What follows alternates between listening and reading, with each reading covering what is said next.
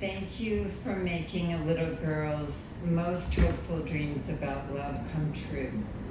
And while you were at it, for making me laugh every one of the approximately 11,315 days that we've spent together. It's my honor to present you with the award named after that magical creature over there, the Carol Burnett Award.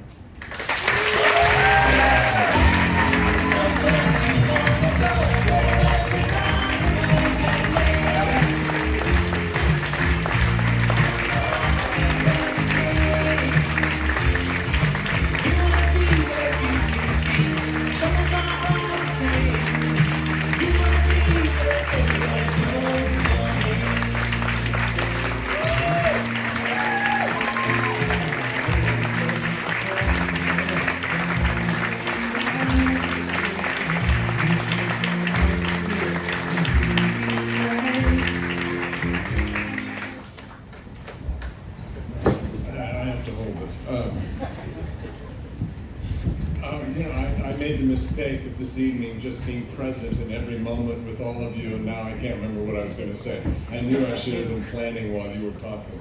Oh, thank you. Comes and goes very quickly.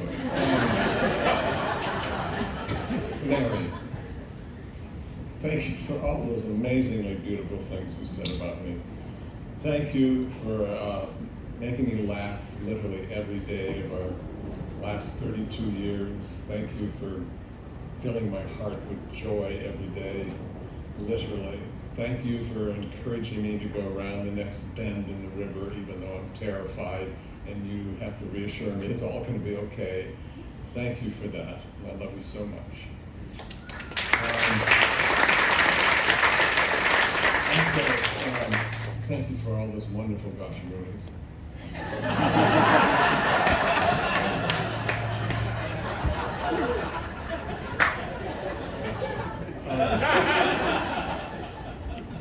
Viola, that I'm in a room where people are saying Viola and Ted, Ted and Viola is just thrilling to me.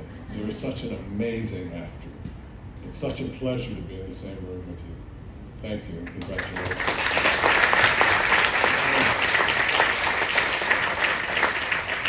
Golden Globes, thank you. Thank you, thank you, thank you for this. I have to admit, I've always had a confusing relationship with awards. If I win, I feel a little embarrassed and lonely.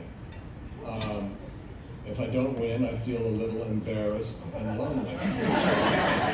And I finally realized what it was. I remember that my nephew, Eric, at a family reunion in Arizona back at the height of Cheers, and he was, I don't know, 12 years old, and he'd gotten a video camera, and he was going around, I wasn't there, but he was going around the room, excuse me, interviewing all of the family. And he came to my mother, and he said, "So Jessica, how do you feel about Ted's success?" And she thought for a moment, and then she said, "Well, I'm happy for him, of course, but I've always believed in the nobility of quiet failure." Seriously, I don't know, maybe it's a Scottish thing or something. It's no wonder I'm confused. You know?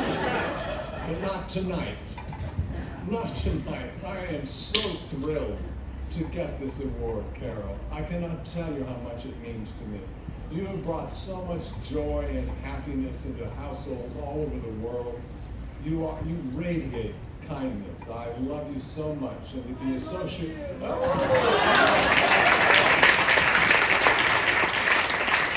This is getting kind of dreamlike, to be honest. Anyway, thank you. Thank you from the bottom of my heart. Such a privilege. Speaking of laughter and joy, my family, who's been pointed out already, is over there. Yes, you, girl. That whole table over there has our 3 daughters and their loved ones, and our granddaughters. I love saying this, by the way. My grandson is upstairs in a room watching reruns of Cheers, I hope, because he's 3 months old. So set that joke up. Anyway, And more laughter and joy is the crew table over there, the people that I've had the joy of working with for the last 5-6 years. We've been working together. The makeup and hair trailer is pretty much all over there, and a rowdy, bawdy group of people. And for those of you who haven't experienced makeup and hair trailers, they take people coming in off their lives with all the stuff going on, and send you back out after they put on your hair and makeup into the world of make-believe. And there's such an integral part of our day on a set, and you guys do it so well. Thank you. There's a costume department over there. Thank you very much, Kirsten. Wes Albrecht, I couldn't do what I do, literally, if you didn't prop me up every day. You're astounding, and I adore you, and I love you so much. We have let's see, Teamster, just for good luck. That would be Victor and his wife, Norma. Hi, it's so nice to finally meet you, Norma. My daughter, actually, Katrina, should be over at that table, because the crew table, because she came in every day with me and crammed the lines into my head. And it makes such a difference to stand in front of a camera and know your words. You get to play and have fun. So thank you, Katrina.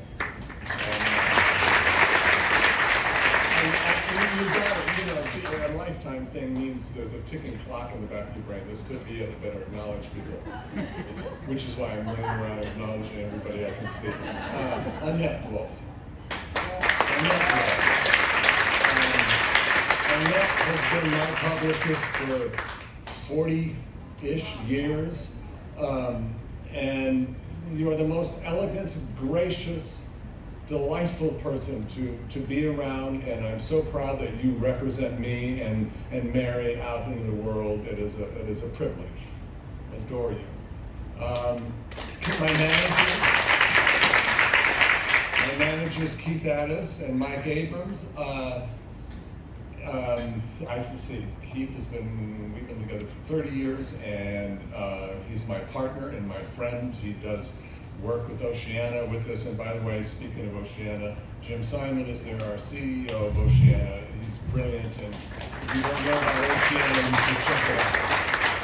But anyway, Keith Addis couldn't be here tonight, so unfortunately he's out. Mike, you're in. Let's see. Oh, yeah, agents. I've had some of the most amazing agents over the years, starting with Richard Bauman in New York.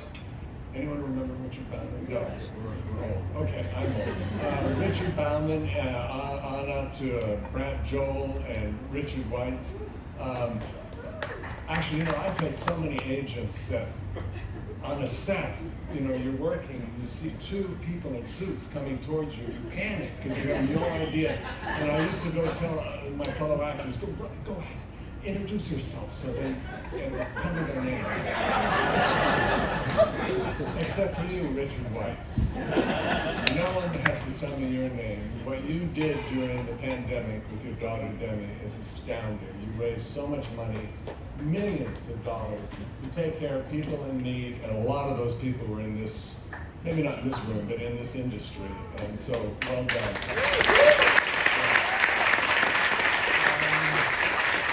It's obvious to say, but I wouldn't be standing here if it weren't for all the amazing writers that I've been blessed to work with, starting with the creators of Cheers. I've just started to read off the teleprompter, and I realized when I started to write my little speech about, and I came to Les and Glen Charles, I just assumed they wouldn't be here. They're here. Yeah.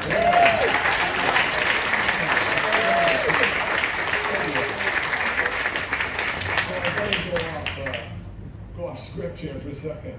I wouldn't be standing here. Mary probably would have had to look for another Tom somewhere if it hadn't been for Cheers. Literally everything I have in life, acting-wise, comes from you all. Cannot thank you enough. You're brilliant, and I adore you. didn't do it on. They did it with Jimmy Burrows, but he's on holiday too, so he's on. Yeah, for 11 years on Choose, I got to go to work every day and giggle with my friends, Shelley Long, Kirstie Alley, Rhea Perlman, George Wendt, John Ratzenberger, Kelsey Grammer, Bebe Neuwirth, Nick Colasanto, and Woody Harrelson. And they are also the reason why I'm standing here. So, a little story about Woody Harrelson, because he's delightful to pick on because you can't beat him. He's unbeatable in everything. Chess, wrestling, he beats you always. So anyway, this is also a little bit about Jimmy Burrows, because Jimmy could handle all sorts of chaos with his actors. It didn't matter, just as long as you showed up on the night and performed. As long as you nailed it on the night, he didn't care what your crazy antics were during the week. Here's a crazy antic from Woody Harrelson. We're sitting around. If you're 15 minutes late back then, it was, if you're a half hour, now you're starting to get irritated. About 45 minutes in, somebody came running, because we were waiting for Woody. Somebody came running in and said, forgot to tell you, Woody is in Berlin, the wall's coming down, and he didn't want to miss it.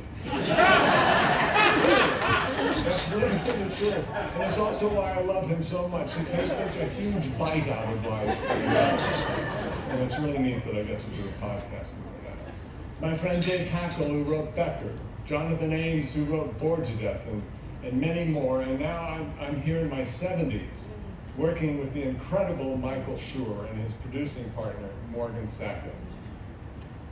And there's a table over there. There you are. I've had the cast of, what is the name of my, oh yeah, Man on the Inside. Where are you guys?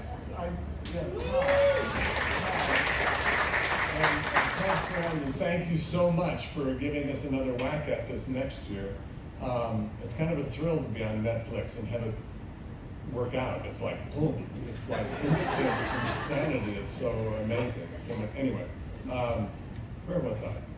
Michael Schur, he is just brilliant. He is somebody who leads such a purposeful, ethical life in his real life, and is just a delight to work with. I feel so grateful.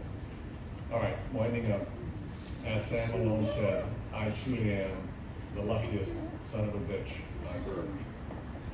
And Carol, you know what's wonderful about this award is that every year we'll gather together to celebrate laughter and joy.